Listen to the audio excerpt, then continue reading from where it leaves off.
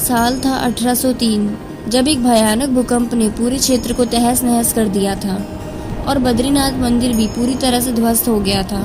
ऐसे में हमारे मन में सवाल आता है कि आखिर बद्रीनाथ मंदिर कितना पुराना है और इसे पहली बार किसने बनवाया था।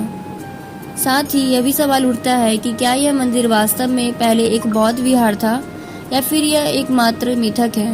और सिर्फ इतना ही नहीं, बद्रीनाथ के पास मौजूद वसुंधरा झरना आज भी एक बड़ा रहस्य है। कहा जाता है महाभारत काल में यही सहदेव ने अपने प्राण त्यागे थे।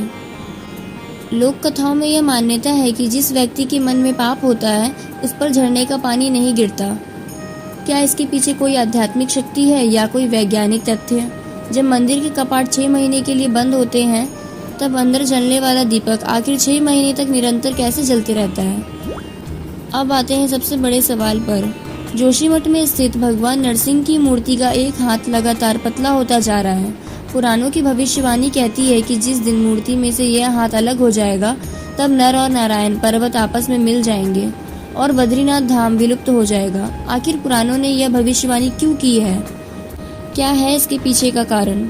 हिंदू धर्म में शंखनाद को बेहद शुभ माना गया है और भगवान विष्णु को शंख अति प्रिय भी है, लेकिन फिर भी बद्रीनाथ धाम में कभी भी शंख क्यों नहीं बजाया जाता? और ऐसी कौन सी घटना थी जिसकी वजह से भगवान शिव ने अपना निवास स्थान बद्रीनाथ छोड़कर केदारनाथ जाना पड़ा और भगवान विष्णु का यहाँ आगमन हुआ?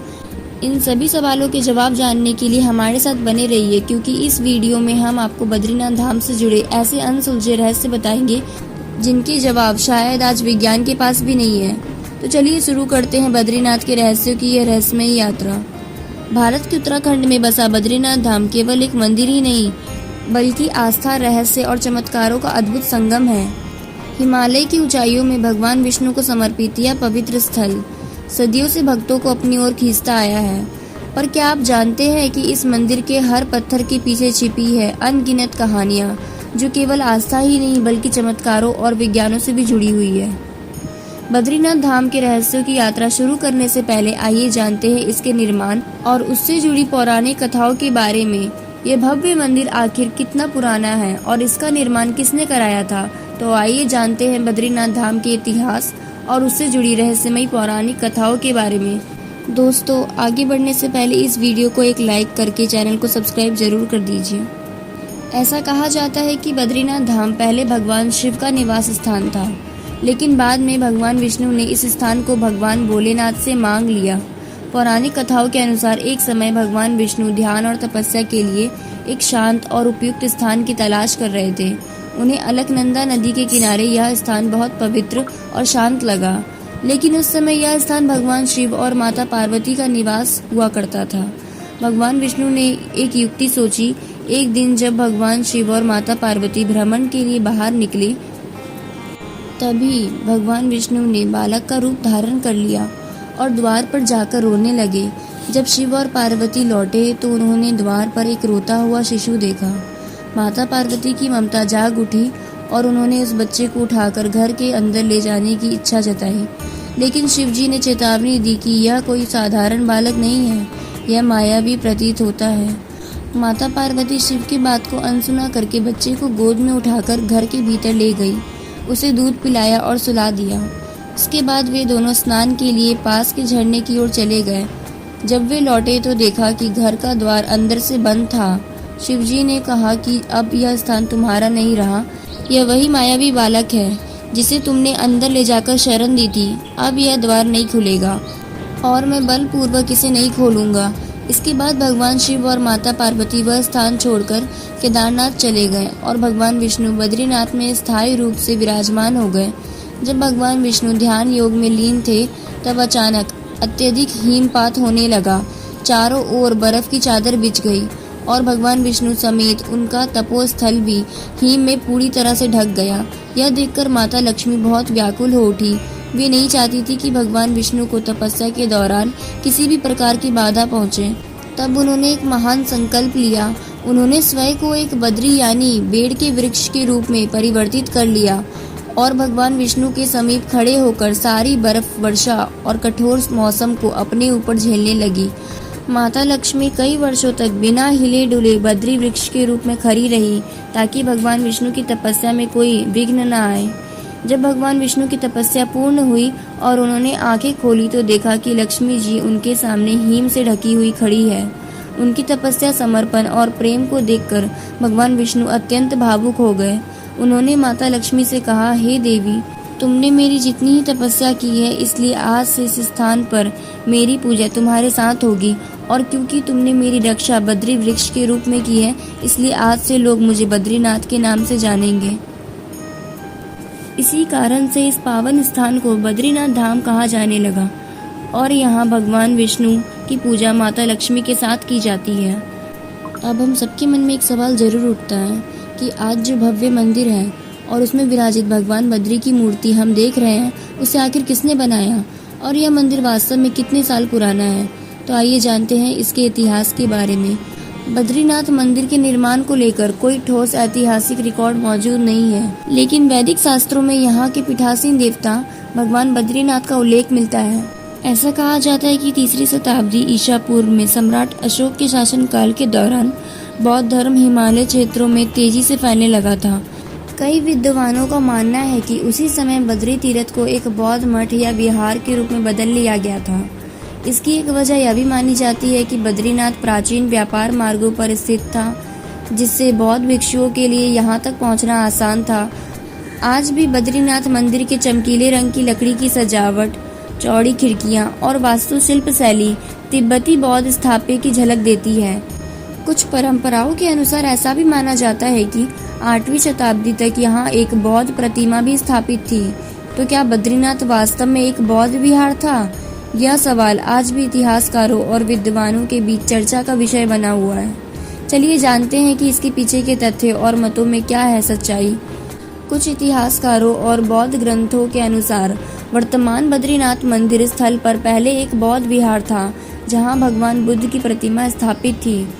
यह दावा मुख्य तिब्बती बौद्ध साहित्य और स्थानीय मौखिक परंपराओं पर आधारित है। हालांकि कोई भी प्राचीन भारतीय ग्रंथ, चाहे वह बौद्ध हो या हिंदू, ऐसा स्पष्ट उल्लेख नहीं करता कि बद्रीनाथ मंदिर पहले बौद्ध विहार था। यह विचार आधुनिक इतिहासकारों, यात्रा वृत्तांतों और कुछ अंग्रेजी पुस्तकों में दिखाई देता है, जो मंदिर की वास्तुकला और क्षेत्र के ऐतिहासिक संदर्भों के आधार पर यह अनुमान लगाते हैं।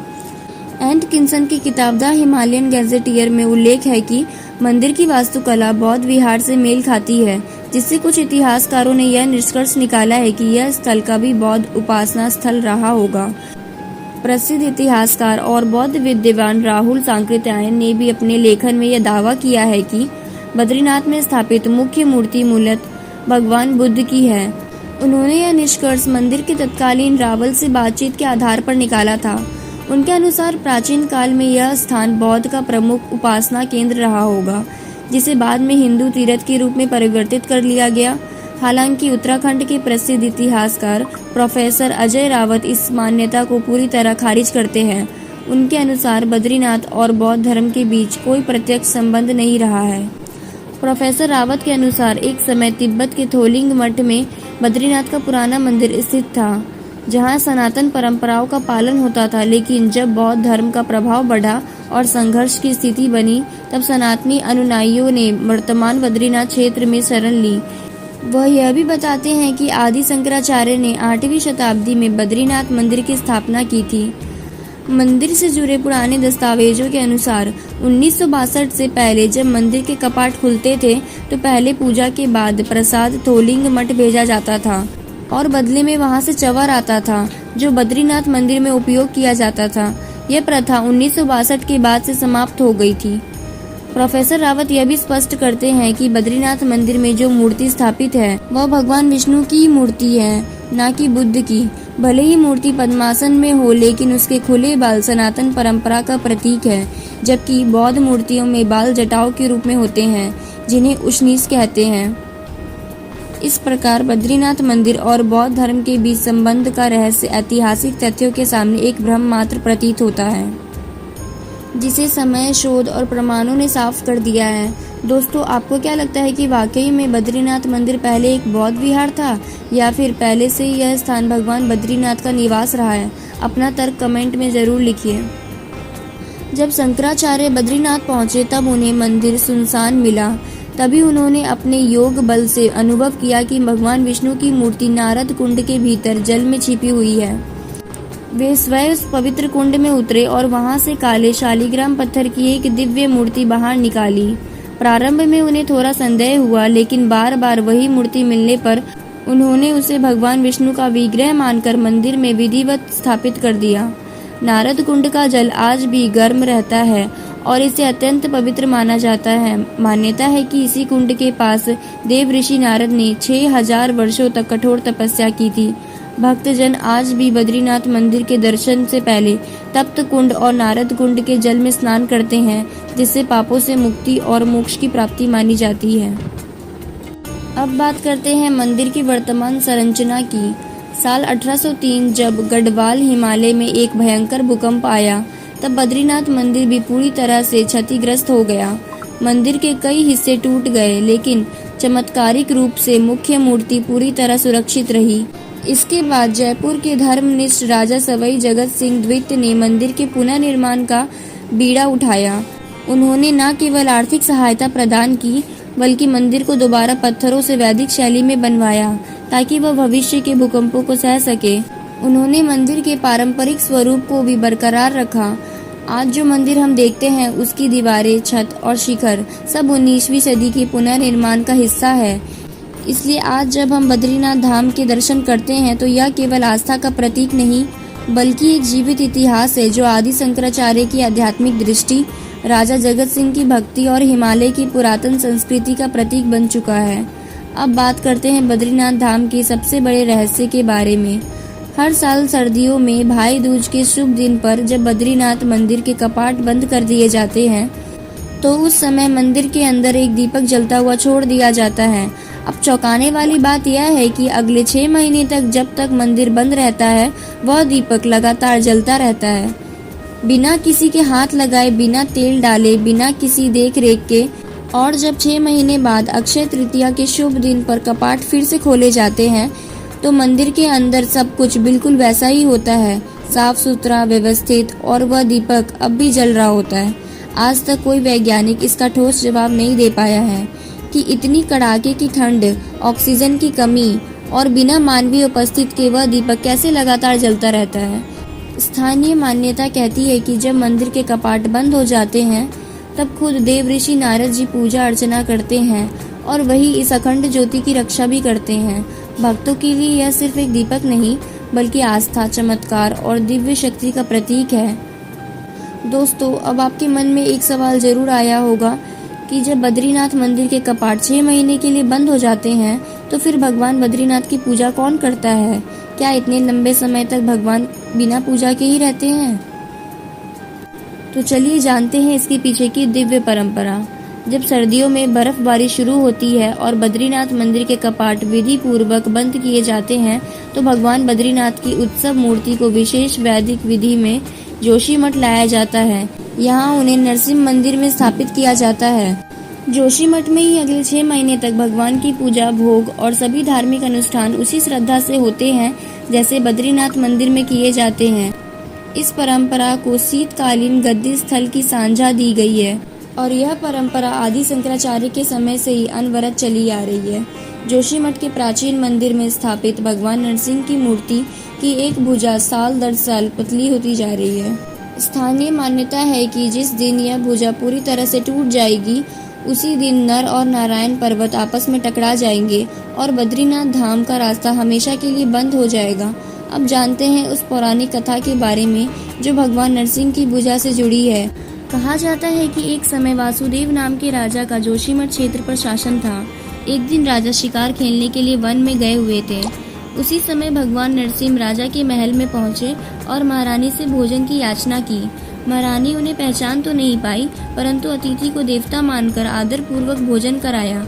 भोजन करने के पश्चात भगवान नरसिंह ने राजा के कक्ष में राजा के ही पलंग पर आराम करने की इच्छा जताई। महारानी ने विनम्रता पूर्वक अनुमति दी। कुछ समय बाद राजा शिकार से लौटे। जब वे अपने कक्ष में पहुंचे तो उन्होंने देखा कि एक अजनबी पुरुष उनके ही पलंग पर लेटा हुआ है। राजा क्रोध से भड़क उठे और बिना कुछ पूछे तलवार से उस पुरुष पर वार कर दिया, लेकिन जैसे ही तलवार उस पुरुष की भुजा पर लगी, खून की बजाय वहां से दूध बहने लगा और वह अजनबी पुरुष एक दिव्य प्रकाश में बदलकर स्वयं भगवान नरसिंह के रूप में प्रकट हो गए। यह दृश्य देखकर राजा स्तब्ध रह गए और उन्हें अपनी गलती पर भारी पछतावा हुआ। वे भगवान के चरणों में गिर पड़े और क्षमा मांगने लगे। भगवान नरसिंह ने राजा को क्षमा तो किया, लेकिन एक चेतावनी और दंड भी दिया। उन्होंने कहा, राजन, तुमने धर्म के रक्षक पर ही वार किया है।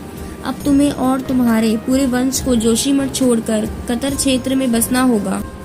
और ध्यान रखना, मेरे जिस रूप की मूर्ति जोशीमठ में स्थापित है, उसकी भुजा तुम्हारे वार के प्रभाव से अब धीरे धीरे पतली होती जाएगी, और जिस दिन वह भुजा पूरी तरह टूटकर गिर जाएगी, उसी दिन तुम्हारे वंश का भी अंत हो जाएगा। तभी से यह मूर्ति की पतली होती भुजा एक रहस्य, आस्था और चेतावनी का प्रतीक बन गई। स्कंद पुराण के केदार खंड में भी इस बात का उल्लेख मिलता है।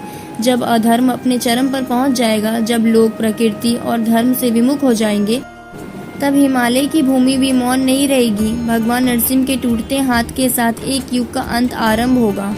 उसके बाद भविष्य बद्री ही वह स्थान होगा जहां भगवान विष्णु की पूजा की जाएगी। यह स्थान आज भी मौजूद है।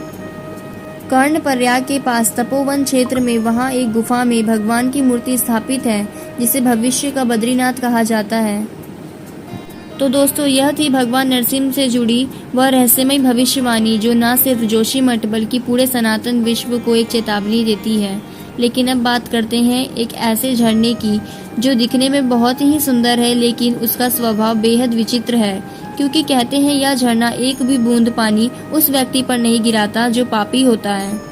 बद्रीनाथ से लगभग 8 किलोमीटर और भारत के अंतिम गांव माना से करीब 5 किलोमीटर की दूरी पर स्थित वसुंधरा जलप्रपात एक रहस्यमय स्थल के रूप में जाना जाता है। यह झरना केवल अपनी प्राकृतिक सुंदरता के लिए नहीं, बल्कि उससे जुड़ी मान्यताओं के कारण भी प्रसिद्ध है। जनश्रुतियों के अनुसार वसुंधरा झरने की जलधारा पापियों पर नहीं गिरती। यह कहा जाता है कि जो व्यक्ति पाप मुक्त होता है, केवल उसी पर झरने का जल गिरता है, जबकि अन्य पर इसकी एक बूंद भी नहीं गिरती। यही कारण है कि यह स्थान पाप पुण्य की परख का प्रतीक बन गया है। महाभारत युद्ध के बाद जब पांडवों ने अपने राज्य त्याग कर स्वर्गारोहण की यात्रा आरंभ की, तो उन्होंने सबसे पहले बद्रीनाथ में भगवान नारायण की पूजा की।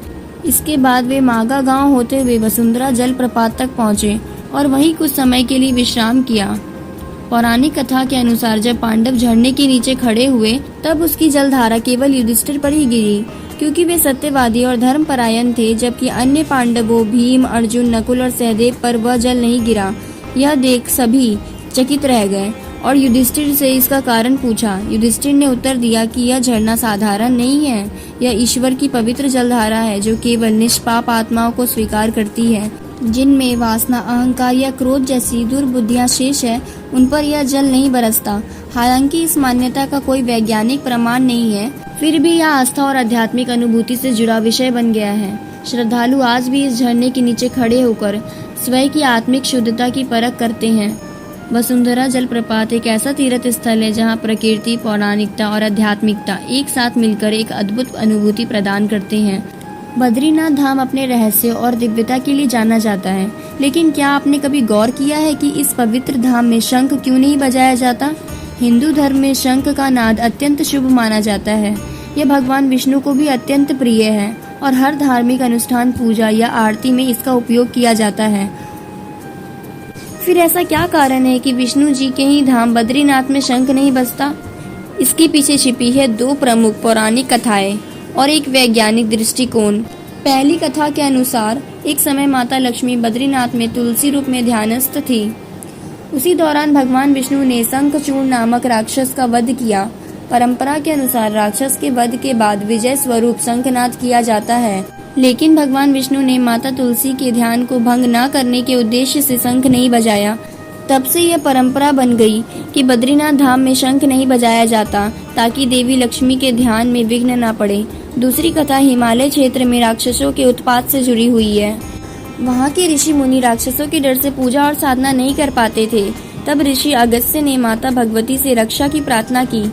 माता भगवती कुष्मांडा देवी के रूप में प्रकट हुई और राक्षसों का संहार करने लगी। हालांकि दो राक्षस अदापी और वतापी भाग निकले। अतापी मंदाकिनी नदी में छिप गया, जबकि वतापी ने बद्रीनाथ मंदिर में रखे शंख में शरण ली। ऐसी मान्यता है कि यदि आज भी शंख बजाया जाए तो वह राक्षस जाग सकता है, इसलिए मंदिर में शंख बजाने की मनाही है। अब बात करते हैं इसके पीछे के वैज्ञानिक कारण की। बद्रीनाथ धाम ऊंचाई पर स्थित है और सर्दियों में यह पूरा क्षेत्र बर्फ से ढका रहता है। ऐसे में शंख की तेज ध्वनि बर्फ की सतह से टकराकर गूंजती है, जिससे प्रतिध्वनि उत्पन्न होती है। यह कंपन बर्फीले पहाड़ों को अस्थिर कर सकता है, जिससे हिम संकलन और लैंडस्लाइड की संभावना बढ़ सकती है। पर्यावरण सुरक्षा की दृष्टि से भी वहां शंखनाद से परहेज किया जाता है। तो दोस्तों, यह था बद्रीनाथ धाम का रहस्य और इतिहास। यह मंदिर हमें एक और वैज्ञानिक रहस्यों से हैरान करता है, तो दूसरी ओर हमारी आस्था को और भी मजबूत बनाता है। जय बद्रीनाथ।